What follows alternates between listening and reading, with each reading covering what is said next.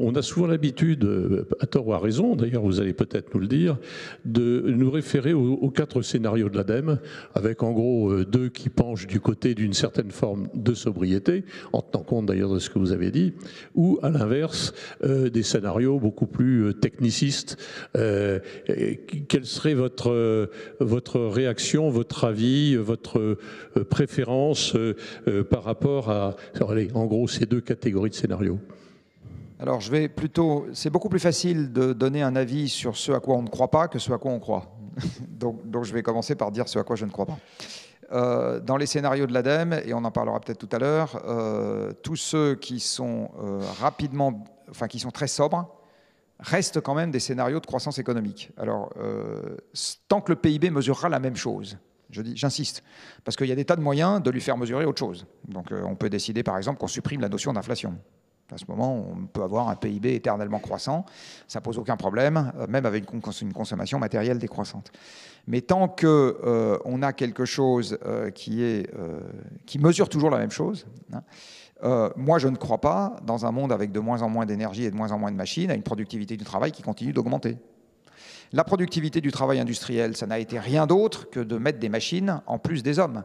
Je veux dire, les ouvriers, aujourd'hui, ils n'ont pas 43 paires de bras et 26 paires de jambes, alors qu'ils n'en avaient qu'une chacun, paire de bras et paire de jambes, il y a un siècle. Donc s'ils sont devenus considérablement plus productifs, c'est juste que les machines bossent à leur place. Si un ouvrier métallurgiste, aujourd'hui, est des milliers de fois plus productif pour produire de l'acier dans un haut fourneau que ça n'était le cas avec les loupes en fonte il y a quelques siècles, encore une fois, c'est pas parce qu'il leur a poussé des bras et des jambes et qu'ils ont des tels poumons qui font les soufflets de forge à eux tout seuls.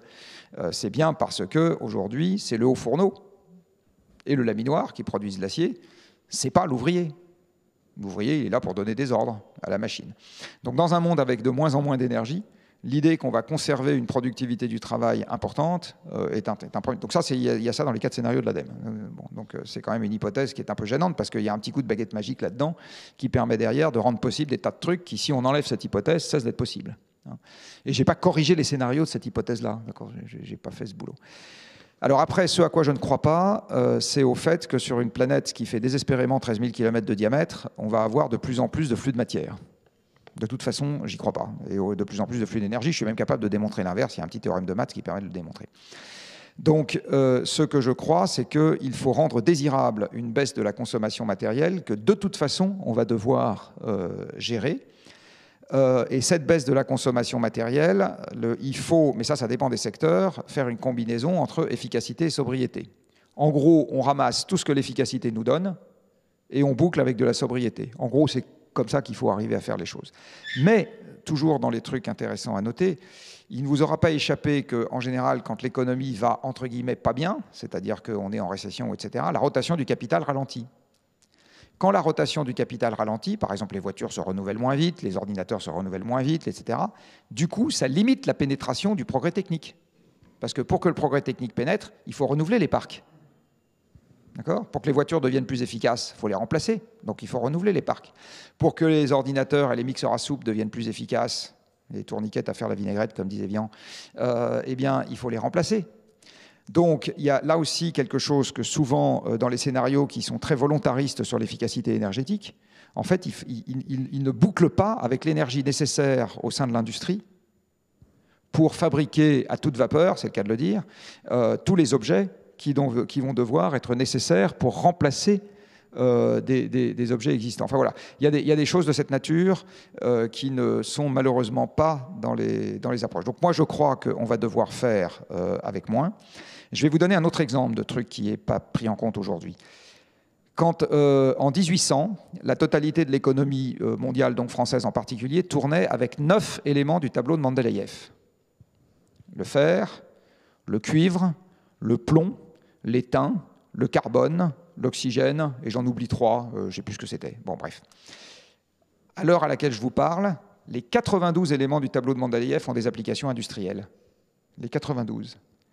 Ce qui veut dire que rien que votre chemise ou mon polo sont indirectement dépendants des 92, parce que le type qui m'a vendu ce polo, il a de l'informatique chez lui. Dans l'informatique, s'il n'a plus d'ordinateur chez lui, qui retourne à papier-crayon pour gérer, il ne vend pas autant de polos, etc. Donc en fait, il faut bien voir qu'aujourd'hui, on a créé une économie mondialisée Et une bonne partie des progrès techniques sur lesquels on compte à l'avenir postulent que cette mondialisation perdure, parce que cette mondialisation est nécessaire pour extraire les 92 éléments du tableau de Mendeleïev là où ils se trouvent.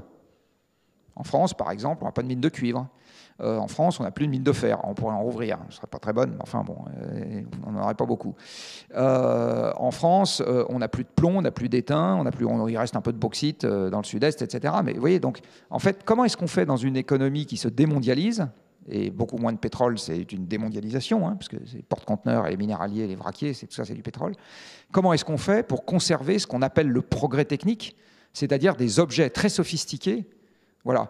Est-ce que l'ADEME s'est penché dans le scénario sobriété sur la possibilité, ne serait-ce que de continuer à faire des machines à laver qui aujourd'hui comportent aussi 60 éléments ou 80 éléments différents parce qu'ils ont un tableau numérique, etc. Non.